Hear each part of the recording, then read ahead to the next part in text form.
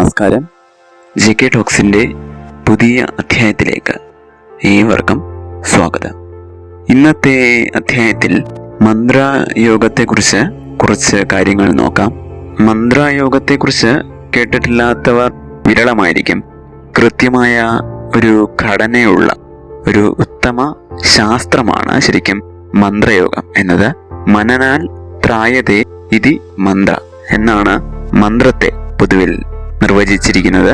അതായത് മനനം അല്ലെങ്കിൽ ചിന്തനം കൊണ്ട് സാധകനെ ജനന മരണ ചക്രമാകുന്ന ഈ ഒരു സംസാരത്തിൽ നിന്ന് രക്ഷിക്കുന്നത് എന്തോ അതാണ് മന്ത്രം എന്ന ശബ്ദത്തിന്റെ അർത്ഥം വരുന്നത്. മന്ത്രത്തിന്റെ പ്രഭാവം കൊണ്ട് സാധകൻ പാപ വിമുക്തനായി സ്വർഗത്തെയും നിർവാണത്തെയും പ്രാപിക്കുന്നു. അതുപോലെ തന്നെ പുരുഷാർത്ഥങ്ങളായി കണക്കാക്കുന്ന ധർമ്മ അർത്ഥ കാമമോക്ഷങ്ങളെയും പ്രാപിക്കാൻ മന്ത്രയോഗം കൊണ്ട് സാധിക്കുന്നു. മനസ്സുകൊണ്ടുള്ള സാധന ആയതുകൊണ്ടാണ് മന്ത്രമെന്ന് പറയാൻ കാരണം.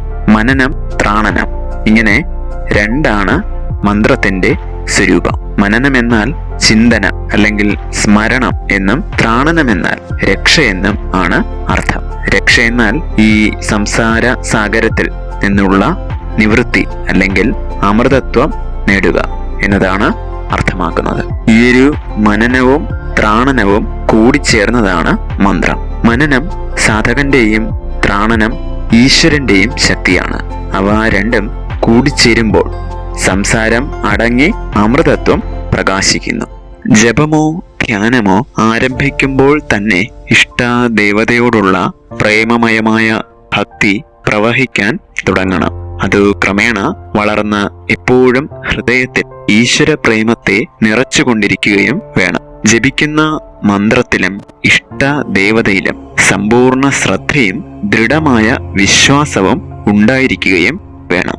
എങ്കിൽ മാത്രമേ നമ്മൾ മന്ത്രജപം നടത്തുന്നത് കൊണ്ടുള്ള ഒരു പ്രയോജനം ശരിക്കും ഉണ്ടാകുന്നുള്ളൂ. മന്ത്രം ഒരു ദിവ്യ ശക്തിയാണ്, ഒരു ദേവതാ ശക്തി, ഹൃദയ ആകാശത്തിൽ സ്ഫുരിക്കുന്ന ഒരു ദിവ്യശക്തി. മന്ത്രവും മന്ത്രദേവതയും രണ്ടല്ല, ശരിക്കും ഒന്ന് തന്നെയാണ്. മന്ത്രത്തോടുള്ള സ്വന്തം ആത്മാവിന്റെ ഐക്യത്തെ അറിഞ്ഞിരിക്കണം എന്ന് മാത്രം. ഈ ഐക്യബോധം അനുസരിച്ചായിരിക്കും മന്ത്രബോധവും. മന്ത്രശക്തി സ്വയം സാധകന്റെ സാധനാശക്തിയെ വളർത്തുകയും ഉയർത്തുകയും ചെയ്യുന്നു. വായു അഗ്നിയെ ഉണർത്തുന്നത് പോലെ മന്ത്രശക്തി ആത്മശക്തിയെ വർദ്ധിപ്പിക്കുന്നു. പുരുഷശക്തി കൂടെ മന്ത്രശക്തിയോട് കൂടിച്ചേരുമ്പോൾ സാധന വർദ്ധിക്കുമ്പോൾ ആത്മശക്തി വളരെയധികം ബലവത്തായി തീരുന്നു.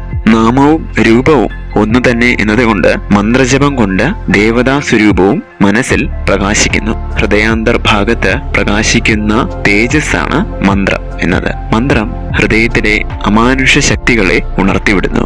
ഒരു മന്ത്രം ചൈതന്യത്തെ ഉണ്ടാക്കുകയും വർദ്ധിപ്പിക്കുകയും ചെയ്യുന്നു. അന്തരാത്മാവ് പരമാത്മാവിൽ ചെന്ന് ചേരുമ്പോൾ നമ്മുടെ ഉള്ളിൽ സച്ചിദാനന്ദ സ്വരൂപം പ്രകാശിക്കുന്നു. ഇത്തരത്തിൽ സച്ചിദാനന്ദ ശക്തിയെ പ്രകാശിപ്പിക്കുന്നതിന് മന്ത്രത്തിന് കഴിവുണ്ട്. സാധകന് ആത്മജ്ഞാനം, സ്വാതന്ത്ര്യം, ആനന്ദം, അമൃതത്വം എന്നിവയെല്ലാം കൊടുക്കാൻ മന്ത്രത്തിന് സാധിക്കും. ഇത്തരത്തിൽ ചൈതന്യം എന്നത് മന്ത്രത്തിൽ അടങ്ങിയിരിക്കുന്ന ഒരു ശക്തിയാണ്. മന്ത്രജപം നടത്തുമ്പോൾ നാം സാധാരണയായി പുറപ്പെടുവിക്കുന്ന ശബ്ദം പ്രധാനമായും 4 തരത്തിലാണ് വേർതിരിച്ചിരിക്കുന്നത്. വൈഖരി, മധ്യമ, പശ്യന്തി, പര എന്നാണ് 4 തരത്തിലുള്ള തരംതിരിവുകൾ. കേൾക്കാവുന്ന ശബ്ദത്തെയാണ് വൈഖരി എന്ന് പറയുന്നത്. സ്വപ്നത്തിലും മറ്റും കേൾക്കുന്ന ശബ്ദം മറ്റൊരാൾക്ക് കേൾക്കാൻ സാധാരണ കഴിയാറില്ലല്ലോ. അത്തരത്തിൽ സാധാരണ ജനങ്ങൾക്ക് കേൾക്കാൻ കഴിയാത്തതും എന്നാൽ വാസ്തവത്തിൽ നിലനിൽക്കുന്നതും ആയിട്ടുള്ള ശബ്ദത്തെയാണ്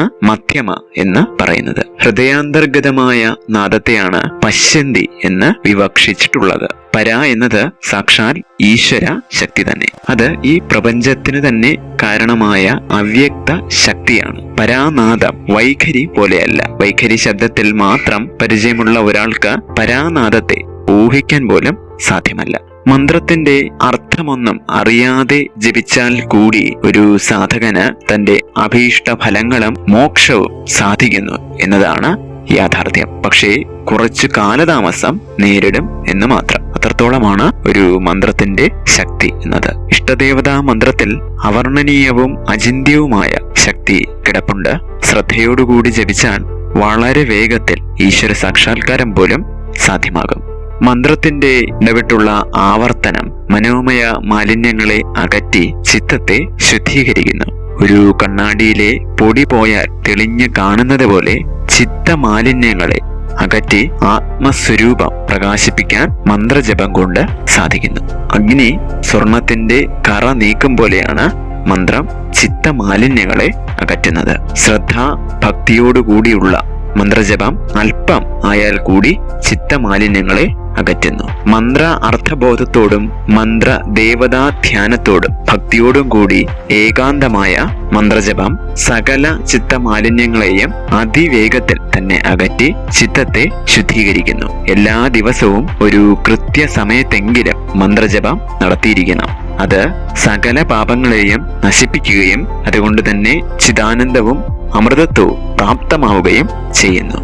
ഇതോടുകൂടി ഇന്നത്തെ അധ്യായം ഇവിടെ അവസാനിക്കുന്നു.